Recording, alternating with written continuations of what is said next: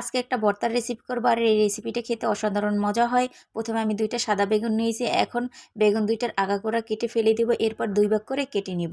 আমি 2টা বেগুন একইভাবে কেটে নিয়েছি। এখন একটা বাটিতে উঠিয়ে নেব। এরপরে এই বেগুন 2টাকে আমি ভালোভাবে ওয়াশ করে নিব। এখন ভাত রান্না করতে দিয়েছি, তার ভিতরে আমি বেগুন 2টা দিয়ে দেব। এরপরে ঢাকনা দিয়ে ভাতটা রান্না করে নেব। বেগুনটা যখন সিদ্ধ হয়ে যাবে আমি একটা স্ট্রেনার দিয়ে বেগুন 2টাকে আমি উঠিয়ে নেব। বেগুন 2টা গরম থাকতেই ভালোভাবে ম্যাশ করে নিতে হবে। অনেকটাই যেহেতু গরম, তাই হাত দিয়ে ম্যাশ করা সম্ভব না, তাই আমি একটা চামচ নিয়েছি, চামচটা দিয়ে ভালোভাবে ম্যাশ করে নিয়েছি। এরপরে আমি দিয়ে দেবো এর ভিতরে হলুদটা দিয়েও ভালোভাবে ম্যাশ করে নিতে হবে, যাতে হলুদটাও ভালোভাবে বেগুনের সাথে মিক্স হয়ে যায়।